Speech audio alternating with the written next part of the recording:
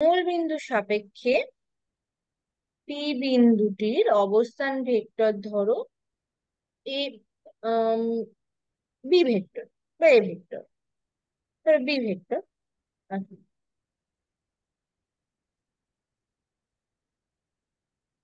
আর ও বিন্দুর সাপেক্ষে কিউ বিন্দুর অবস্থান ভেক্টর হচ্ছে এ ভেক্টর।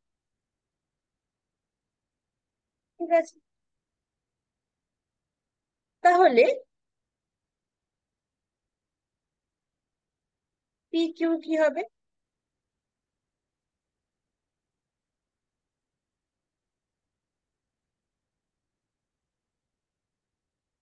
তাহলে আমরা আগের দিনের ত্রিভুজ সূত্র থেকে কি লিখতে পারি? যে ও বিন্দুর অবস্থান, কিউ বিন্দুর ও কিউর অবস্থান vector plus QP vector equal to O Q vector. তাও লিখতে পারছি, দেখো ও কিউ এই দিকে যাচ্ছে আর কিউপি এই দিকে যাচ্ছে, আর এটা তার বিপরীত দিকে। এটা এইভাবে আমরা লিখি, ত্রিভুজ সূত্র থেকে আমরা এটা দেখেছিলাম। আচ্ছা, ও কিউ এর অবস্থান ভেক্টর কি? A vector. QP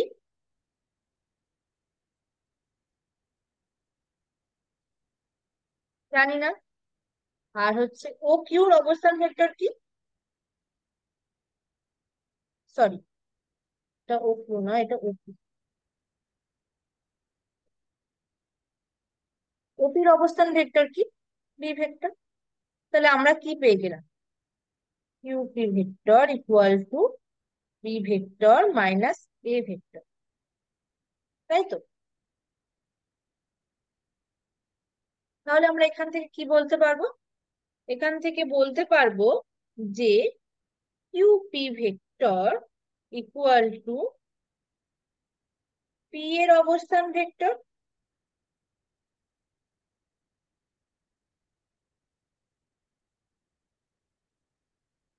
minus Q এর অবস্থান ভেক্টর।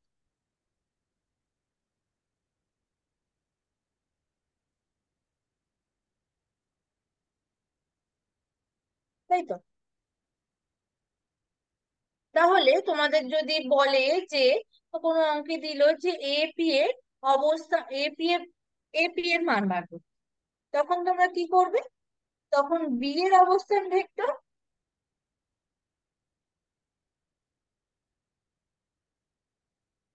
মাইনাস এর অবস্থান ভেক্টর।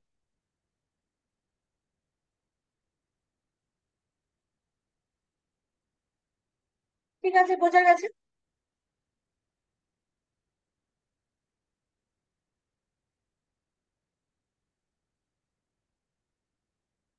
একটা এক্সাম্পল দিয়ে দেখি। ধরো তোমাদের দিল যে এ এর অবস্থান ভেক্টর বা এ ভেক্টরটা I cap minus J cap plus two K cap, আর বি এর অবস্থান ভেক্টর দিয়ে দিল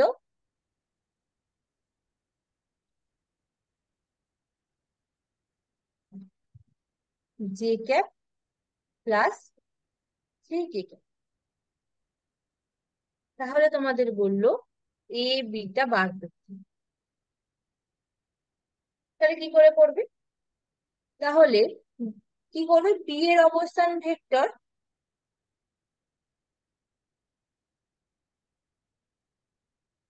মাইনাস এ এর অবস্থান ভেক্টর।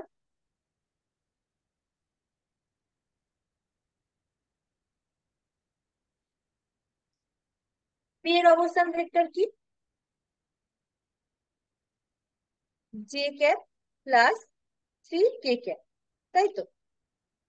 আর এর অবস্থান ভেক্টর কি? মাইনাস অফ এর অবস্থান ভেক্টর হচ্ছে I cap minus J cap plus two K cap. ঠিক আছে। আচ্ছা, তোমরা আগেই দেখেছো, তোমরা ক্লাস 11-এ দেখেছো যে এই ভেক্টরের যোগ বা গুণ কিভাবে, যোগ বা বিয়োগ কিভাবে করে। যে আই ক্যাপের সাথে আই ক্যাপ যোগ করবো, জে ক্যাপের সাথে জে ক্যাপ, কে ক্যাপের সাথে কে ক্যাপ, তাই তো? আচ্ছা, বি এর ক্ষেত্রে, বি এর অবস্থানে ভেক্টরের ক্ষেত্রে আই ক্যাপটা নেই, মানে হচ্ছে কি জিরো আই ক্যাপ আছে, তাই তো? তাহলে কি হবে? 0 - 1 আই ক্যাপ। ঠিক আছে, তারপর কি, জে ক্যাপটা এইভাবে 0 - (-1), তাহলে 0 - (-1). ঠিক আছে, আমি এটা ভেঙে ভেঙে করছি, তোমরা একেবারে করে দিতে পারো। প্লাস 3 - তাহলে এটা কি হয়ে গেল? -i cap plus 2 j cap plus K cap.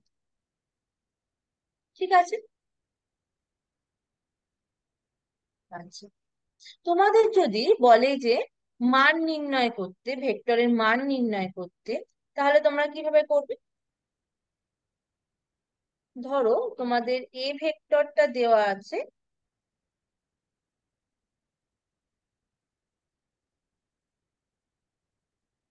x1 i cap plus x2 j cap plus x3 কে। তাহলে এটা যদি মান নির্ণয় করতে বলে, তাহলে কি করবে? √(Of x1 square plus x2 square plus x3।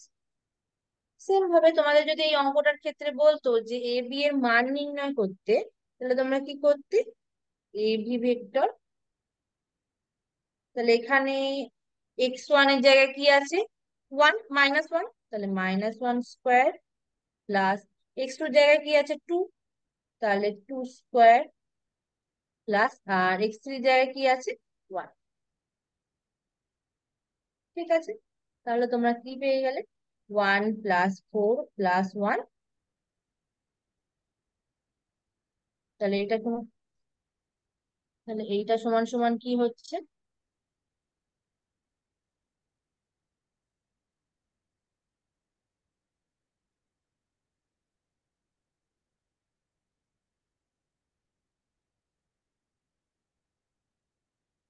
= √6।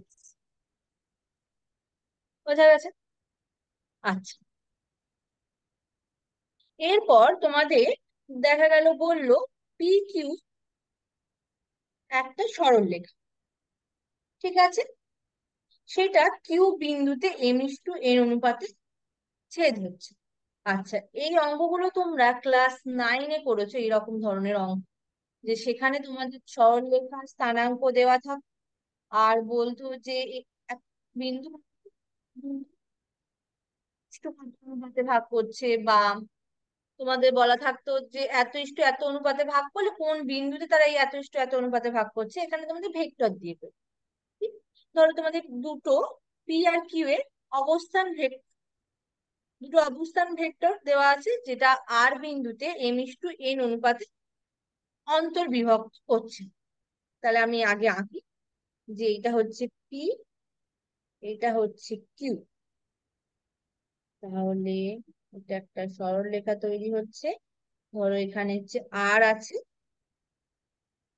m:(n) অনুপাতে তোমাদের এটা এই আরটা ভাগ করছে। ঠিক আছে, তাহলে এখানে বলে দিচ্ছি পি এর ও বিন্দুর সাপেক্ষে পি এর অবস্থান ভেক্টর হচ্ছে বি ভেক্টর, আর কিউ এর অবস্থান ভেক্টর হচ্ছে এ ভেক্টর। তোমাদের বার করতে হবে যে আর এর অবস্থান ভেক্টরটা কি হবে। ঠিক আছে। আচ্ছা,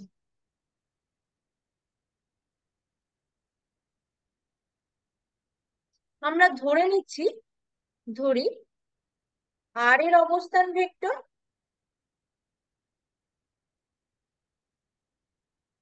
হচ্ছে সি ভেক্টর। আমরা এই সি এর মানটাই বার করব। ঠিক আছে। আচ্ছা, তাহলে তোমরা দেখো, এই যে পি ও আর, এই যে এটা ত্রিভুজ তৈরি হচ্ছে, এটা সি ভেক্টর। এই ক্ষেত্রে আমরা ত্রিভুজের সূত্রটা কাজে লাগাতে পারি। তাহলে কি লিখতে পারি? O R vector plus R P vector equal to O P vector.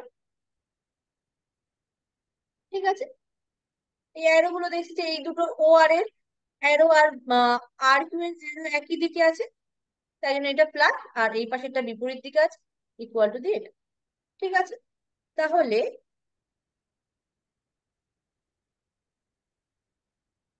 O R minus OP vector equal two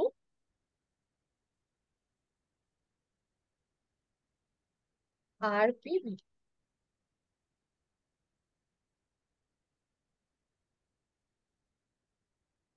ঠিক আছে, আচ্ছা এই আর পিটাকে আমরা কি লিখতে পারি? Minus of P R vector, sorry sorry, এটা হচ্ছে মাইনাস আর পি ভেক্টর। এই মাইনাস আর পিটাকে আমরা কি লিখতে পারি? Plus P R vector. আর ও আর ভেক্টরটা কি? ও আর ভেক্টরটা হচ্ছে সি ভেক্টর, আর ও পি ভেক্টরটা হচ্ছে বি ভেক্টর। তাহলে এটা equal to P R vector. ঠিক আছে, এইটা মাইনাস অফ আর পি, কারণ এটা এই পাশে গিয়ে মাইনাস হয়ে যাচ্ছে। ঠিক আছে, আচ্ছা সেম ভাবে আমরা আর কি এই যে ও আর কিউ এই ত্রিভুজটার ক্ষেত্রে কি বলতে পারি? O R vector plus R Q vector equal to O Q vector. তো সেম আগেরটার মতো, R Q vector equal to O Q vector minus O R vector. তাহলে এটা সমান সমান কি বলতে পারি? A vector minus C vector. ঠিক আছে, আচ্ছা আমি যদি ও সরি পি আর আর আর কিউ এর অনুপাত বার করি, পি আর আর, তাহলে এটা কি এম ইস টু এন অনুপাতে ভাগ করছে, তো তাহলে আমি এটা কি লিখতে পারি? এম বাই এন, এটা লিখতে পারি। তাহলে এখান থেকে আমরা কি পাচ্ছি? এটা সমান সমান কত? পি আর ভেক্টরটা মানে C vector minus B vector, আর এটা কি A vector minus C vector, এটা ইকুয়াল টু হচ্ছে এম বাই এন। আমাদের এখান থেকে সি ভেক্টরটা আমাদের বার করতে হবে, তাহলে আমরা কি পেয়ে যাচ্ছি দেখো, N C vector minus N V vector equal to M A vector minus M C vector. তাহলে আমি সি গুলোকে বাঁ দিকে নিয়ে চলে আসি, M C vector equal to M A vector plus M B vector. তাহলে আমরা এটা কি পেয়ে যাচ্ছি? সি ভেক্টর, এটা কমন নিয়ে নিচ্ছি, এটা ইকুয়ালস টু হচ্ছে M A vector plus M B vector. তাহলে সি ভেক্টর সমান সমান কি পাচ্ছি? M A vector plus N B vector by M plus N. বোঝা গেল? তাহলে আমরা কিউ এর অবস্থান ভেক্টরটা আমরা দেখলাম কি হলো, যে A M A vector plus N B vector by M plus N, যেখানে এ ভেক্টর হচ্ছে কিউ এর অবস্থান ভেক্টর, আর বি ভেক্টরটা হচ্ছে পি এর অবস্থান ভেক্টর। এটা যদি আমাদের অন্তভাবে বিভক্ত করে, যদি বহির্বিভক্ত করতো তখন কি হতো? তখন সি ভেক্টরটা মানে আর এর অবস্থান ভেক্টর হয়ে যেত M A vector minus N B vector by M minus. Same তোমরা নাইনে যেমন ভাবে বার করেছিলে ওই ইয়েটা, ওই স্থানাঙ্কটা, সেইভাবে।